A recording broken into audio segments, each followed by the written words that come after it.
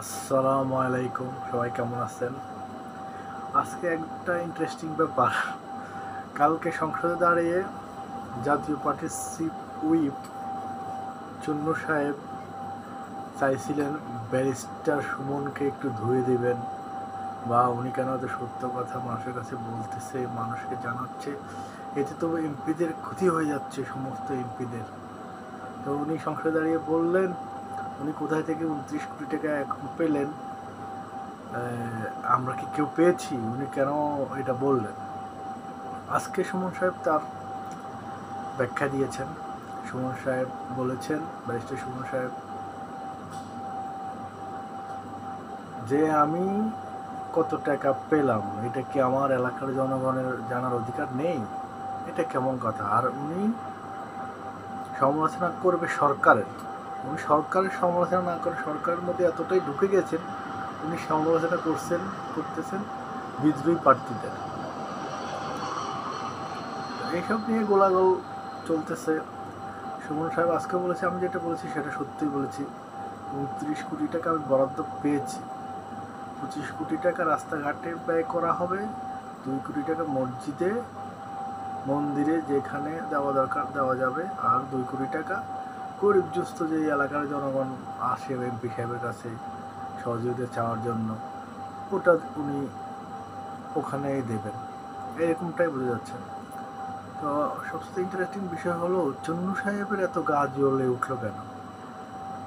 একজন এমপি যদি ভালো কাজ করতে চায়, ভালো মন মানসিকতা নিয়ে করতে চায়, সো হোয়াট, সে যে পার্টি করুক,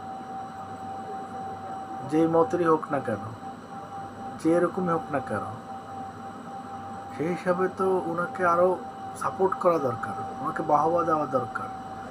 যে সুমন সাহেব ন্যায্য কথা বলতেছে, ওনার মতো লোক আরও আমাদের সংসদের দরকার।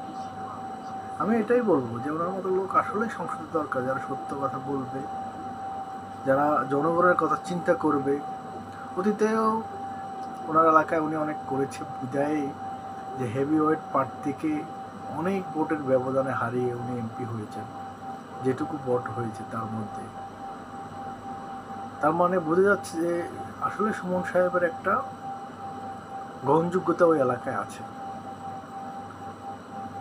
তো চুন্নু সাহেবের মতো লোক আমার মনে হয় না সুমন সাহেবের সাথে ভোট করে টিকতে পারবে। আর উনি সুমন সাহেবের পিছনে বা বিরুদ্ধে কথা বলতেছে, উনি কি ভুল করেছে আমার মাথায় এটা ধরে না। তবে আমি একটা কথাই বলবো, সুমন ভাই, আপনি আপনার এলাকার জনগণের তো করবেনই, অন্তত বাংলাদেশের জনগণের জন্য এভাবে কথা বলুন, এভাবে সংসদে বাংলাদেশের মানুষের জন্য, মানুষের অধিকারের জন্য কথা বলুন। আমরা আপনার কাছে এটাই চাই, আমরা এটাই আপনার কাছে প্রত্যাশা করি, কারণ আপনি যে মানের মানুষ সেই হিসাবে এটাই আপনার দ্বারাই সম্ভব। এখন যত এমপি আছে এরা তো চাটাবাজ হয়ে গেছে, দালাল হয়ে গেছে, কিভাবে পয়সা কামাবে ওই চিন্তায় ঘুরতে থাকে, কিভাবে 29 কোটি টাকা এনে 4 কোটি টাকা বা 9 কোটি টাকার কাজ করে 20 কোটি টাকা নিজের পকেটে ঢুকাবে, ওই চিন্তা ভাবনা নিয়ে ঘুরে। আমি সুমন ভাইকে আমার পক্ষ থেকে আন্তরিক শুভেচ্ছা এবং সালাম। সুমন ভাই, আপনি এগিয়ে যান, বাংলার মানুষ সত্যের পক্ষে সবসময় থাকে এবং থাকবে, এবং আপনার পক্ষ থাকবে ইনশাআল্লাহ। সবাই ভালো থাকবেন। আসসালামু আলাইকুম।